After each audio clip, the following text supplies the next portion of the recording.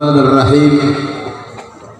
Assalamualaikum warahmatullahi ta'ala wabarakatuh.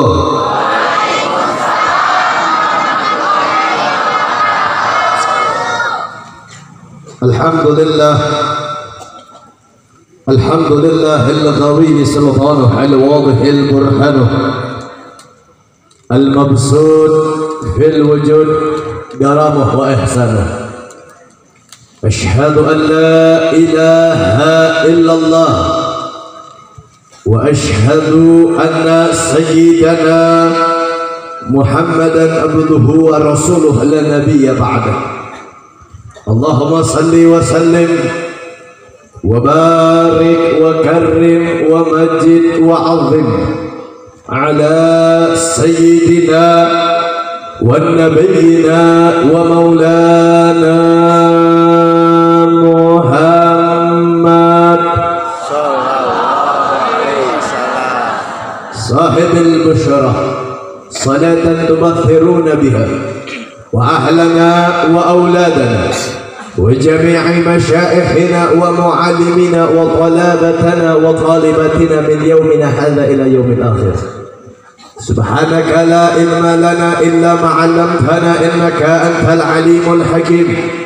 فرب اشرح لي صدري ويسر لي أمري واحلل عقدة من لساني يفقهوا قولي يا فتاح يا الرزاق. أما بعد, yang sama-sama kita muliakan, yang sama-sama kita hormati kepada segenap para alimil ulama, para kiai, para asatid, para ajengan, para sesepuh, para masyayikh, para tuan-tuan guru kita sekalian, wabil khusus keluarga besar Pondok Pesantren Miftahul Ikhlas, seluruh pengajar, staf, dewan-dewan guru, wabil khusus daripada pimpinan utama Pondok Pesantren Miftahul Ikhlas, dan juga daripada guru kita bersama Ustadz Farid Aksi Indosiar yang alhamdulillah telah hadir pada kesempatan kali ini, beserta para alim ulama, para kiai, para ustadz, para ajengan yang lain yang mohon maaf tidak bisa saya sebutkan namanya satu persatu, tapi demi Allah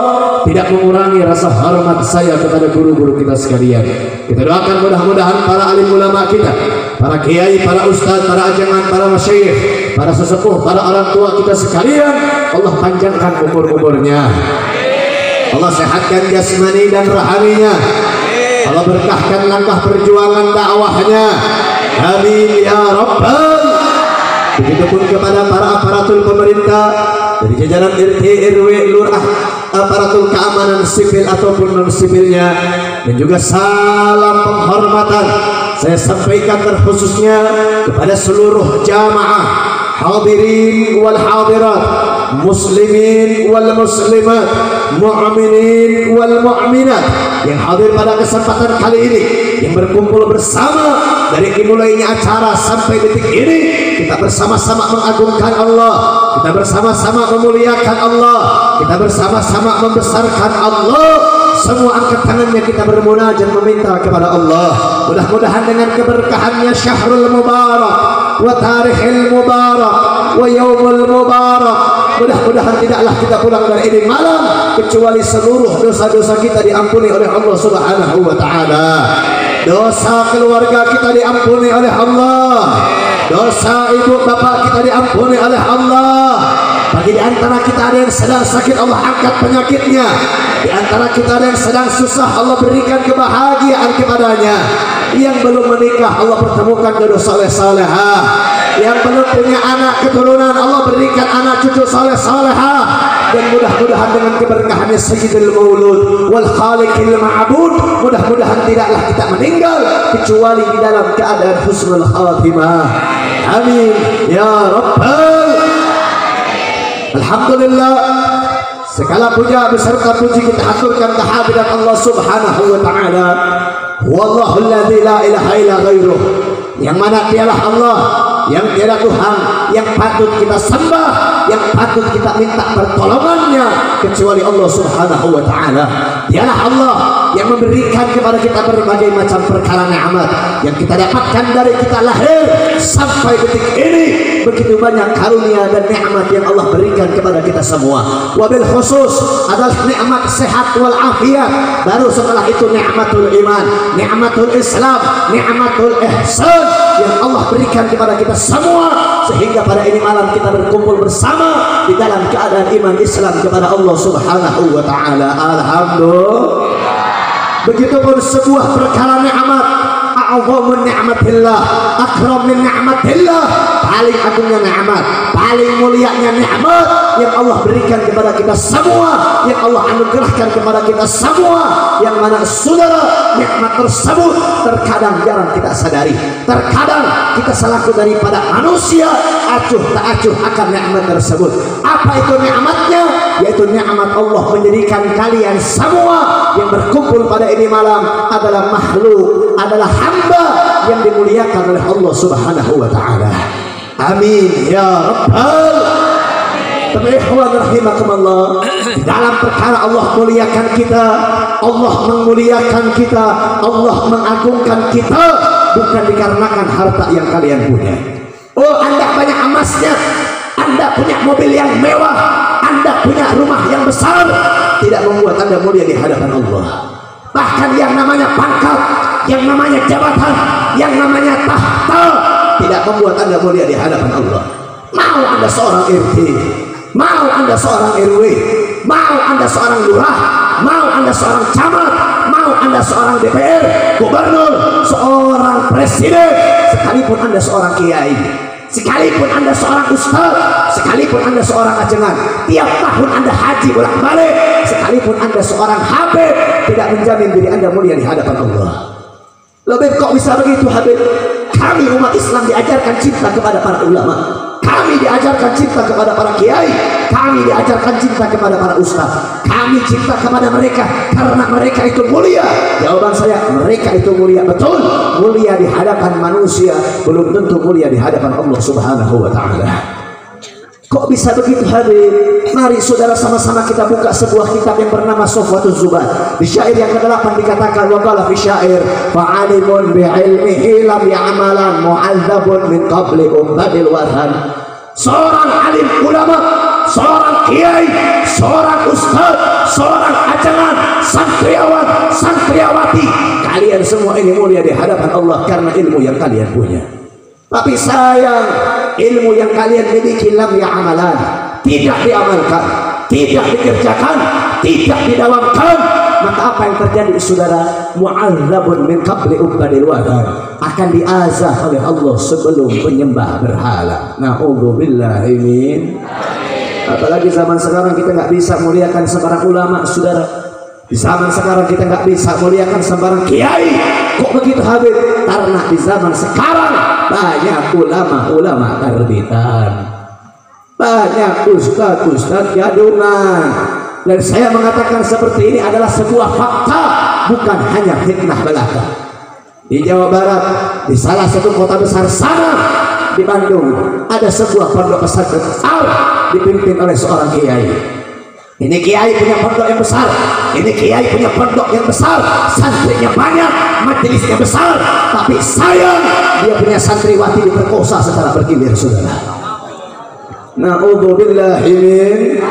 Dan itu sebuah fakta, ada beritanya di televisi sana dan ada korbannya. Saya tanya, saya ngomong seperti ini bohong atau fakta? Fakta. Bohong atau fakta? Saya tanya, kalau seorang kiai memperkosa santrinya muliakan atau jangan? Seorang kiai memperkosa anak santrinya muliakan atau jangan? Lamun cek Sunda, lamun ayah kiai kos itu cekek lebih kapai, saudara. Betul. Dan itulah saudara yang namanya kemuliaan bukan dikarenakan harta, pangkat, tahta dan derajat.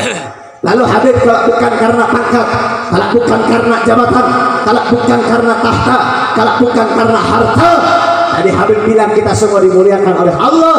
Lalu kita dimuliakan karena apa? Gak usah heran-heran, gak usah bingung-bingung, carinya gak usah di mana-mana. Ada di dalam Al-Qur'anul Karim. Di dalam Al-Quran Allah menyebutkan, wa qala Allah Ta'ala qul bi fadlillahi wa bi rahmatihi fa bidzalika falyafrahu. Katakanlah bifadlillah, dengan kemuliaannya Allah, wa birrahmati, dan kasih sayangnya Allah. Fabidzalika falyafrahu, dengan perkara tersebut bergembiralah kalian, bersenanglah kalian, berbanggalah kalian dengan perkara tersebut. Ikhwan rahimakumullah, saya tanya semua jamaah di sini punya Al-Qur'an atau tidak? Punya atau tidak? Di dalam Al-Qur'an terjemahan dikatakan saudara mengenai ini ayat. Kalian semua tahu, tanpa saya jelaskan artinya kalian juga sudah tahu. Tapi saya tanya, kalau belajar Al-Quran, mau memperdalam Al-Quran, itu boleh nggak baca doang? Boleh atau tidak? Boleh atau tidak? Nah, kalau yang mengatakan boleh nggak ngaji berarti. Mau mempelajari Al-Quran, Anda nggak boleh, nggak cukup Anda cuma baca artinya. Anda kalau cuma baca arti daripada Al-Quran melalui Quran terjemahan, maka akan menjadikan sebuah kesalahpahaman dalam memahami daripada firman-Nya Allah. Itulah gunanya para ulama, itulah gunanya para kiai yang mereka semua di zaman-zaman dahulu, ulama-ulama salaf kita, mereka mempelajari, mereka mengajarkan, mereka mengarang berbagai macam kitab yang memudahkan kita untuk memahami agamanya Allah Subhanahu wa Ta'ala. Anda mau sholat, Anda bagaimana cara tahu Anda sholat yang benar, bagaimana caranya tahu Anda agar ibadah yang benar? Ada yang namanya ilmu fikih. Ilmu fikih banyak kitabnya, dari yang paling pendek, dari yang paling kecil, Safinatun Najah, Nailur Rojah, Fathul Gharib, dan segala macam yang lainnya. Mau belajar ilmu hadis, ada Lubabul Hadis, Arba'in Nawawi, ada juga Muhtarul Hadis. Mau belajar ilmu tasawuf, ada kitabnya. Mau belajar daripada apa lagi? Nahwu, shoroh, ada kitabnya.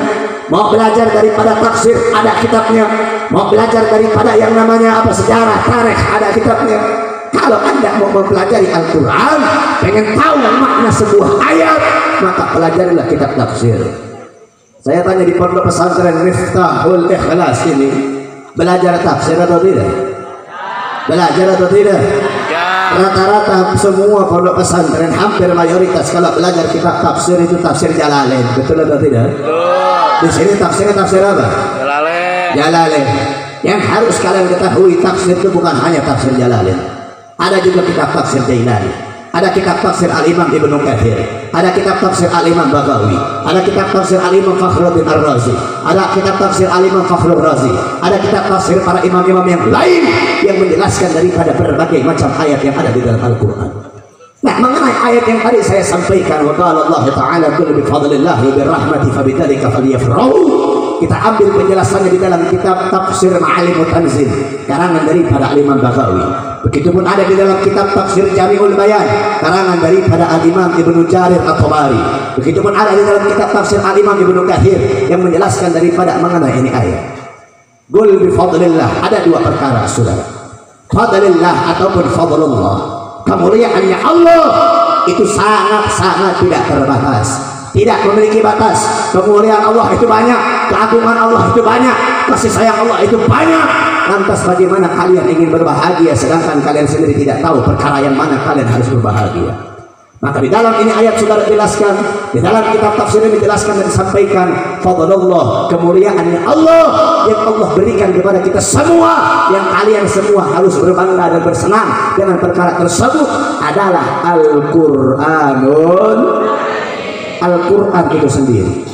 Jadi ini ayat ada di dalam Al-Quran, tapi menjelaskan tentang Al-Quran itu sendiri. Tapi ada ikhtilaf ma baina sahabat, ikhtilaf ma baina ulama. Ada Sayyidina Abbas mengatakan bahwasanya fadlullah di dalam ini ayat bukan Al-Quran, tapi adalah ilmunya Allah Subhanahu wa Ta'ala. Nah, pertanyaan yang menjadikan saya ingin sampaikan kepada kalian, ingin saya tanyakan kepada kalian, kembali saya tanyakan, semua jamaah di sini punya Al-Quran atau tidak? Ya. Kurang kompak, kurang semangat, punya atau tidak? Ya. Betul? Yakin? Yang ingin saya tanyakan lagi, Al-Qurannya dibaca atau tidak? Dibaca atau tidak? Ini perasaan yang jawab cuma yang depan doang, yang belakang kemana Pak? Tunduk lain Pak. Lapar lain. Jawab sing tarik Pak, jawab sing semangat. Boga Al-Quran te? Boga Al-Quran te? Benar? Yakin? Semua jamaah jawab yang kompak, yang semangat. Al-Qurannya dibaca atau tidak? Dibaca. Dibaca atau tidak? Dibaca. Yakin? Betul? Saya tanya dulu sama yang perempuan, ibu-ibu semua Al-Qurannya dibaca atau tidak? Yakin? Benar. Namun karena gosip, sih lebih milih gosip atau Al-Quran? Gosip atau Al-Quran? Kemudian ayana gosip hangat ah, si Lesti yang sembilan. Benar. Kalaupun karena gosip, sih lebih milih gosip atau Al-Quran? Inna lillahi wa inna ilaihi. Lelaki saya jawab, sing kompak, sing tarik, sing semangat. Gaduh Al-Quran tuh dibaca. Yakin. Lamun Persib kermain, saya lebih milih Persib atau Al-Quran?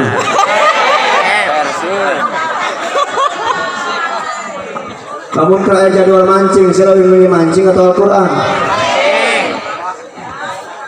Namun ayah bawa orang ngajakan main gaple, saya lebih milih main gaple atau Al-Quran? Inna lillahi wa inna ilaihi. Itu sebuah fakta betul. Dan saudara, apa yang terjadi ketika Nabi SAW wafat? Nabi mengatakan, aku tidak meninggalkan kepada kalian apapun kecuali dua perkara. Yang pertama Al-Quran, dan yang kedua adalah sunnahnya baginda Nabi besar Muhammad. Barang siapa yang berpegang teguh kepada perkara tersebut, maka tidak akan tersesat selama-lamanya.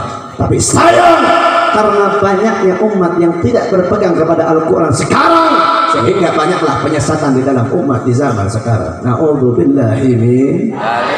Itu yang pertama saudara. Yang pertama fadlullah adalah Al-Quran. Adapun yang namanya rahmat ataupun kasih sayangnya Allah, cintanya Allah, kasihnya Allah yang Allah maksudkan di dalam ini ayat, yang kita patut berbangga dan berbahagia dengan perkara tersebut adalah Allah menjadikan kita daripada umatnya baginda Nabi besar Muhammad. Sebagaimana afdalul ummat akramul ummat, sebagaimana paling afdalnya umat, paling mulianya umat. Dan inilah yang saya maksud, kalian semua ini mulia karena kalian menjadi umatnya baginda Nabi besar Muhammad. Falyafrahu, bergembiralah kalian, bersenanglah kalian dengan jadikan sebagaimana umatnya Nabi. Dan pada malam hari ini kita berkumpul, pada saat ini kita berkumpul, pada detik ini kita berkumpul, tidak lain tidak bukan karena kita berbangga dan berbahagia karena dijadikan umatnya baginda Nabi besar Muhammad. Dan ikhwan rahimakumullah, jamaah yang dimuliakan oleh Allah Subhanahu wa taala, bukan hanya karena kita jadi umatnya Nabi baru itu mulia, bukan. Bukan hanya kita jadi umatnya Rasul baru kita mulia, bukan. Tapi apapun perkara alladzi mata'allaq bin Nabi akramahullah fid dunya wal akhirah, apapun yang terikat, apapun yang bersandang, apapun yang terkait dengan baginda Nabi, maka itu perkara akan dimuliakan oleh Allah fid dunya wal akhirah, di dunia dan di akhirat. Maksudnya bagaimana Habib? Ini ada sebuah penjelasan yang selalu sering saya sampaikan dimanapun, sering saya sampaikan kapanpun, agar menjadikan sebuah perkara yang kalian ketahui yang sebelumnya kalian belum tahu. Saya tanya kepada jamaah yang hadir pada saat ini, yang ada di kampung ini, menurut kalian semua malam yang paling mulia itu malam apa? Malam Jumat. Selain malam Jumat, Lailatul Qadar. Ya, betul atau tidak? Ya. Betul. Malam Jumat, malam Lailatul Qadar itu betul malam yang mulia. Tapi bisa kita ambil sebuah pembelajaran saudara di dalam kitab Hasyiyah Syarwani ala Tuhfatul Muhtaj. Saya tanya santri di sini, ada santrinya ada? Siapa yang paling lama mondoknya, coba angkat tangannya. Hah? Paling lama di sini berapa tahun mondok? Santri pondok. Ada yang 10 tahun sudah mondok? Ada? Mana coba? Yang cewek, yang cowok apa? Itu yang di pinggir. Hah? Saya tanya lagi, kiainya tahu nggak kitab apa Hasyiyah Syarwani, tahu nggak? Nggak pernah dengar kitab Hasyiyah Syarwani? Hah? Ini kitab mastur. Kitabnya itu kitab yang tebal, kitabnya itu kitab yang membahas sebuah perkara yang dalam, yang terkadang jarang orang mengetahui daripada perkara tersebut. Saya jelaskan mengenai ini kitab Hasyiyah Syarwani karangan Al-Imam Ahmad Asyarwani. Kitab tersebut diambil daripada kitab Tuhfatul Muhtaj karangan Al-Imam Ibnu Hajar Asbahani. Kitab Tuhfatul Muhtaj itu adalah sebuah syarah daripada kitab Minhajul Talibin karangan Al-Imam An-Nawawi. Kalau Minhajul Talibin dengar atau tidak? Tahu nggak? Minhajul Talibin tahu kan? Nah, Minhajul Talibin itu dipelajari santri, pelajar Minhaj, semua belajar.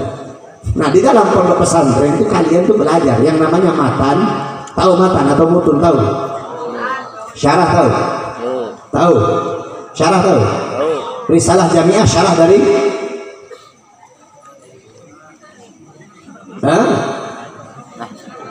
Risalah Jamiah itu syarahnya dari kitab Nailun.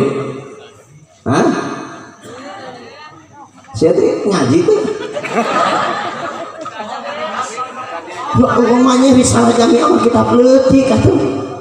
Udah SD TK ngaji kitab itu. Aduh main ML wae sih masih. Main slot nih. Risalah Jamiah itu ya Allah.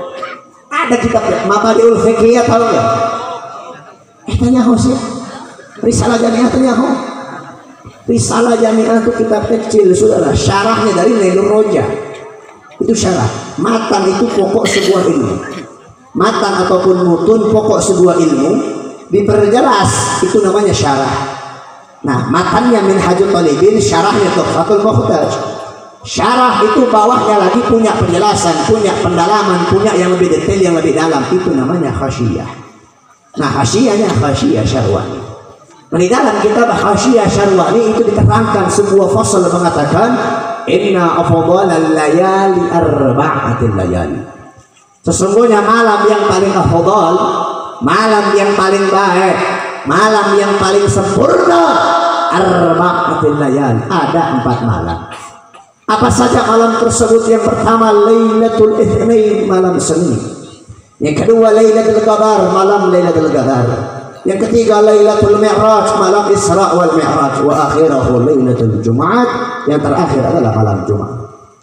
Nah, 4 malam yang mulia sudah.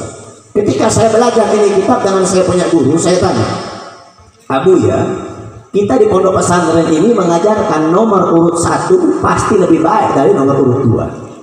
Maksudnya bagaimana? Saya punya guru tanya lagi kepada saya, begini Abu ya, juara 1 pasti lebih unggul dari juara 2, betul atau tidak? Betul atau tidak? Lalu Allah berfirman di dalam Al-Quran, wa qala Allah Ta'ala Lailatul Qadri khairu min alfi syahr. Lailatul Qadri khairu min alfi syahr. Betul atau tidak? Bahwasanya malam Lailatul Qadar itu lebih baik daripada 1000 bulan. Kok bisa malam Lailatul Qadar ditaruh di urutan yang kedua? Sedangkan urutan yang pertama adalah malam Senin. Apakah dengan penjelasan ini kita menandakan bahwasannya malam Senin itu lebih mulia daripada malam Lailatul Qadar? Paham atau tidak? Akhirnya saya punya guru menjawab, sadaqta ya ayyuhal walad. Kau betul wahai anakku. Wa hada amal sahal. Dan ini perkara yang mudah. Apa penjelasan saya punya guru mengatakan? Penjelasan saya punya guru mengatakan bukan hanya penjelasan menurut beliau, tapi menurut daripada Sayyid Amin Qutubi. Yang mana Sayyid Amin Qutubi mengatakan bahwasannya yang membuat malam Senin lebih mulia, yang membuat malam Senin lebih agung, Allah tidak akan menciptakan malam Lailatul Qadar kalau bukan karena sebabnya malam Senin. Allah tidak akan menciptakan malam Isra wal Mi'raj kalau bukan karena sebabnya malam Senin. Allah tidak akan menciptakan malam Jumat kalau bukan sebabnya malam Senin. Allah tidak akan menciptai sholat, zakat, puasa, haji, umrah kalau sebabnya bukan karena sebabnya malam Senin. Allah tidak akan menciptakan surga dengan nikmatnya, tidak akan menciptakan neraka dengan azabnya, tidak akan menciptakan saya dan juga kalian kalau bukan karena sebabnya malam Senin. Kenapa? Karena pada malam Senin itu terdapat daripada kelahirannya baginda Nabi besar Muhammad, yang sudah jelas di dalam hadithul qudsi dikatakan laulaka ya Muhammad ma khalaqtu aflak. Kalau bukan karenanya baginda Nabi, kalau bukan karena baginda Rasul, maka Allah tidak akan menciptakan alam semesta dengan isinya. Yang menjadikan pembelajaran untuk saya dan juga kalian yang berkumpul pada ini malam, kita semua sebelum belajar ini kitab, sebelum saya sampaikan ini kitab, kita berpikir malam yang paling mulia adalah malam Lailatul Qadar. Kita berpikir malam yang mulia adalah malam Jumat. Sedangkan malam yang paling mulia adalah malam Senin, karena itu malam terikat dan bersandar kepada baginda Nabi. Lantas bagaimana dengan umat Islam Indonesia yang dari ujung Sabang sampai ujung Merauke, ketika bulan-bulan Islam datang, kalian peringati acara-acara tersebut di masjid kalian, di langgar kalian, di musalah kalian, di pondok kalian, di lapangan kalian. Ketika masuk bulan Rabiul Awal, Rabiul Akhir, kalian peringati daripada peringatan hari lahirnya baginda Nabi. Masuk di bulan Rajab, kalian peringati Isra wal Mi'rajnya baginda Nabi. Masuk di bulan Ramadan, kalian peringati malam nuzulul Quran. Masuknya di bulan Muharram, kalian peringati daripada yang namanya tahun baru Islam. Semuanya kalian peringati karena kecintaan kalian kepada baginda Nabi besar Muhammad. Maka mudah-mudahan saudara, dengan berkumpulnya kita pada ini malam menjadikan asbab dan musabab kita dikumpulkan kembali bersama Nabi di surga Allah Subhanahu wa taala.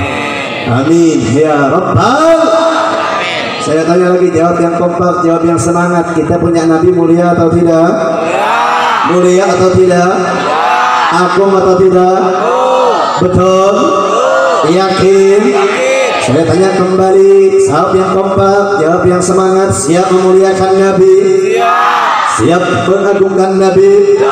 Siap membesarkan Nabi? Betul? Saya tanya lagi, ini acara dengan jelas saudara di belakang terpampang, hikmah maulid Nabi Muhammad. Pada tempat ini kita memperingati maulid Nabi. Bagus atau tidak? Bagus atau tidak? Yakin? Betul?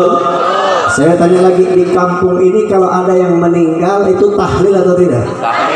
Tahlil atau tidak? Saya tanya, tahlil bagus atau tidak? Saya tanya lagi, di kampung ini suka tawasulan? Suka ziarah? Betul? Yakin? Saya tanya, tahlil tawasul ziarah bagus atau tidak? Bagus atau tidak? Saya tanya lagi, perkara-perkara tersebut bagus, betul? Kalau ada yang mengatakan perkara maulid, tahlil, tawasul, ziarah adalah perkara ibadah yang sesat, kurang ajar atau tidak? Kurang ajar atau tidak? Dan itulah di zaman sekarang. Di luar sana banyak mereka golongan-golongan yang mengatakan peringatan maulid adalah peringatan yang sesat, dan peringatan tersebut adalah ibadah yang menjerumuskan ke dalam neraka. Jadi kata mereka, kalian duduk pada ini malam, berkumpul pada ini tempat, itu akan menjerumuskan kalian ke dalam nerakanya Allah Subhanahu wa taala. Na'udzubillahi min. Nah, perkara seperti ini jelaskan atau tidak? Jelaskan atau tidak? Inilah tadi yang saya katakan, banyaknya umat yang tidak berpegang kepada Al-Quran, sehingga banyaknya penyesatan dalam agamanya Allah Subhanahu wa taala. Yang mana saudara ikhwan rahimakumullah, mereka yang mengatakan maulid, tahlil, tawassul, ziarah adalah perkara ibadah yang sesat, mereka mengatakan perkara tersebut bukan sembarang berkata, bukan hanya omong kosong belaka. Mereka punya sebuah dalil, mereka punya sebuah hukum yang kuat, mereka punya sebuah hukum yang tepat, yang mana seandainya ada satu orang bodoh yang gak belajar agama, yang gak paham ilmu agama, gak belajar Al-Quran, gak belajar hadis, gak belajar hukum, tapi dia suka hadir acara maulid. Tiba-tiba ada yang ngomong, peringatan maulid itu haram, itu sesat, itu bid'ah. Ini dalilnya, ini tahlil apa? Ini dalilnya, ini Al-Qurannya, ini penjelasannya. Kira-kira percaya atau tidak? Percaya. Kenapa? Karena dia bodoh, nggak paham agama. Ada dikatakan hadisnya Nabi, dalilnya Nabi, Al-Qurannya ada. Akhirnya mereka mengatakan, oh iya, anti sama maulid. Na'udzubillahi min. Emang apa, Beb? Emang apa penjelasannya? Dalilnya apa? Dalilnya adalah hadisnya baginda Nabi besar Muhammad. Apa bunyinya? Banyak mereka punya hadisnya, banyak mereka punya dalilnya. Salah satu yang sering mereka pakai adalah hadis tersebut berbunyi, wa qala Nabi sallallahu alaihi wasallam, kullu bid'atin dhalalah wa dhalalah fil nar. Segala macam perkara yang tidak ada di zaman Nabi itu sesat, dan orang yang melaksanakan daripada ibadah tersebut akan terjerumus ke dalam nerakanya Allah Subhanahu wa taala. Ini hadis benar saudara. Kalian kalau mau belajar hadis, hadis itu banyak. Ada hadis hasan, ada hadis sahih, ada hadis mutawatir, ada hadis dhaif, ada hadis yang munqati. Nah ini hadis itu betul, nggak salah. Ini hadis benar, nggak salah. Sah ini hadis, betul ini hadis. Yang salah adalah orang yang belajar ini hadis. Lebih belajar hadis salah, kok enggak saudara? Belajar hadis nggak salah, tapi cara belajarnya yang salah. Maksudnya bagaimana tuh? Ya dengarkan. Maka seandainya ayah kiai ustaz aja dengan sahawae keur nyampaikan tausiah jamaah teh tong ngalobakeun kana HS. Sia santri keur ngaji tong lobakeun kana memang kenal lamun ngaji lobakeun kana HS. Sia ngaji lobakeun HS heueuh tah awalna mah dengekeun HS. Ujuk-ujuk penjelasanna henteu didengekeun. Selesai we hudang geus tungtungna. Penjelasannya tidak dipahami, penjelasannya tidak didengarkan, sehingga bakal menjadikan kesesatan dalam memahami ilmunya Allah Subhanahu wa Ta'ala. Karena tadi saya katakan, saudara, saya jelaskan dari awal semua, saya sampaikan dari awal semua, ilmunya Allah itu luas. Ada matan, ada syarat, ada khasyiyah. Kita kalau ngambil hukum itu nggak bisa hanya dari Al-Quran, ada dari hadisnya juga, ada dari Al-Qurannya, dalil hadis, dalil Al-Quran, ijma', qiyas, dan juga daripada arba' mazahib, 4 mazhab. Ini hadis punya 2 penjelasan.